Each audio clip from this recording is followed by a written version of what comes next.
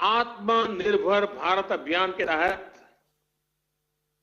जिन बड़े रिफॉर्म्स की घोषणा की गई है, उनको तेजी से जमीन पर उतारा जा रहा है। एमएसएमईज की डेफिनेशन सालों से लटकी हुई बात, उसका दायरा बढ़ाना हो या एमएसएमईज के सपोर्ट के लिए हजारों करोड़ के स्पेशल फंड्स की व्यवस्था हो, ये सब आज सच्चाई बन रहे हैं। आईबीसी से जुड़ा फैसला हो, छोटी छोटी गलतियों को डिक्रिमिनलाइज करने का फैसला हो, इन्वेस्टमेंट की फास्ट ट्रैकिंग के लिए प्रोजेक्ट डेवलपमेंट सेल्स का गठन हो, ऐसे अनेक कार्य पहले ही हो चुके हैं।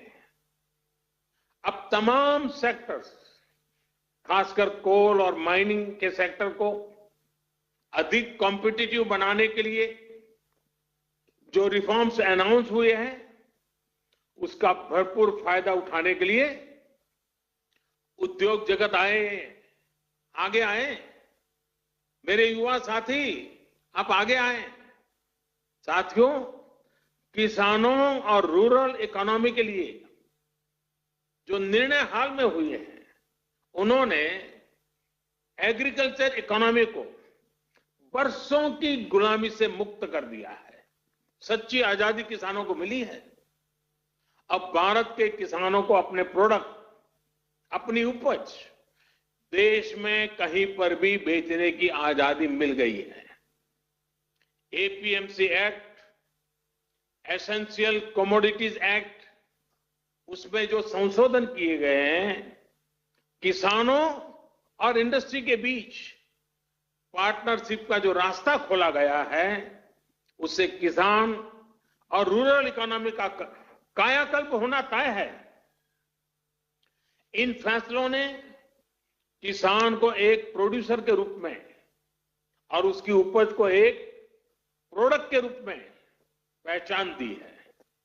साथियों, चाहे किसानों के बैंक खातों में सीधे पैसे ट्रांसफर करना हो, चाहे एमएसपी का फैसला हो, उनकी पेंशन की योजना हो, हमारा प्रयास किसानों को सशक्त करने का है। अब किसानों को एक बड़ी मार्केट फोर्स के तौर पर विकसित होने में सहायता की जा रही है। साथियों, लोकल प्रोडक्ट्स के लिए जिस क्लस्टर बेस्ड अप्रोच को भारत में बढ़ावा दिया जा रहा है, उसमें भी सभी के लिए अवसर भी मौजूद है। जिन जिलों, जिन ब्लॉक्स में जो पैदा होता है, वहीं आसपास इनसे जुड़े क्लस्टर विकसित किए जाएंगे। जैसे पश्चिम बंगाल में जूट किसानों के लिए पास में ही जूट आधारित उद्योगों को और मजबूती दी जाएगी। फॉरेस्ट प्रोड्यूस की अपार संपदा जुटाने वाले आदिवासी साथियों को उनके क्षेत्र में ही आधुनिक प्रोसेसिंग यूनिट्स उपलब्ध कराई जाएगी। इसके साथ ही बांबू और ऑर्गेनिक प्रोडक्ट्स के लिए भी क्लस्टर्स बनेंगे। सिक्किम की तरह पूरा नॉर्थ ईस्ट ऑर्गेनिक खेती के लिए बहुत बड़ा हब बन सकता है, ऑर्गेनिक कैपिटल बन सकता है।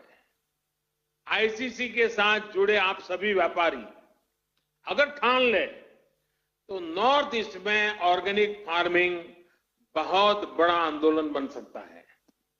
आप उसकी ग्लोबल पहचान बना सकते हैं। आप अगर चाहें तो ऑर्गेनिक प्रोडक्ट को लेकर के ग्लोबल मार्केट पर छा सकते हैं। साथियों, आप सभी नॉर्थ ईस्ट, पूर्वी भारत में इतने दशकों से काम कर रहे हैं।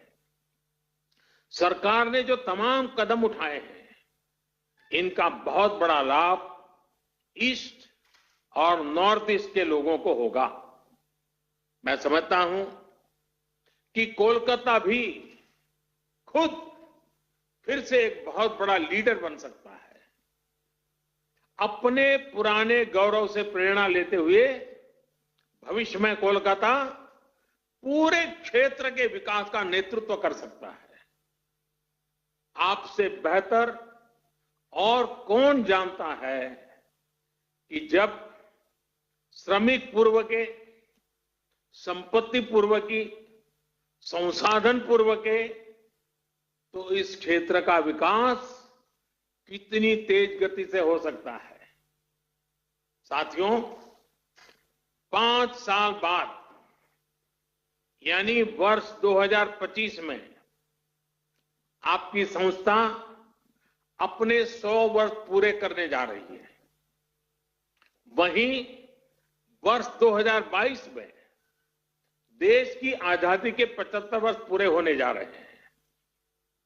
ये आपकी संस्था के लिए, आपके प्रत्येक सदस्य के लिए, आपकी कोई भी औद्योगिक इकाई हो या व्यापारिक इकाई हो, बेहतरीन समय है एक बड़ा संकल्प लेने का।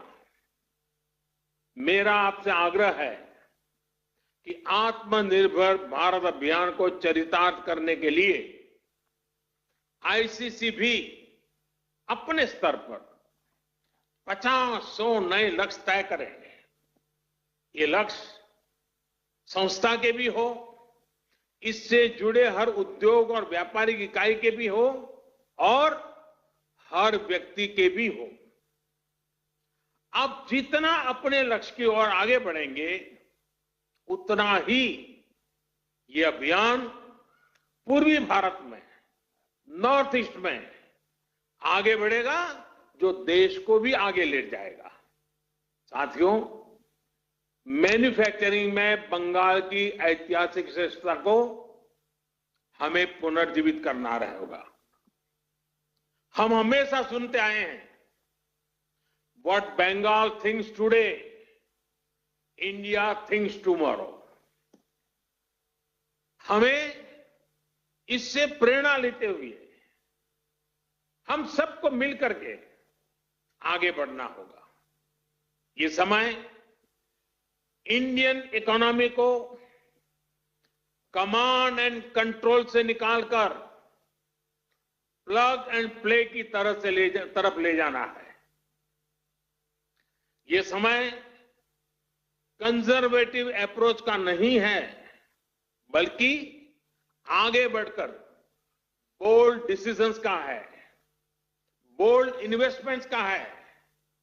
ये समय भारत में एक globally competitive domestic supply chain तैयार करने का है। इसके लिए उद्योग जगत को अपनी मौजूदा सप्लाई चेन के सभी स्टेक होल्डर्स को संकट से निकालने में मदद भी करनी है और वैल्यू एडिशन में उनकी हैंड होल्डिंग भी करनी है।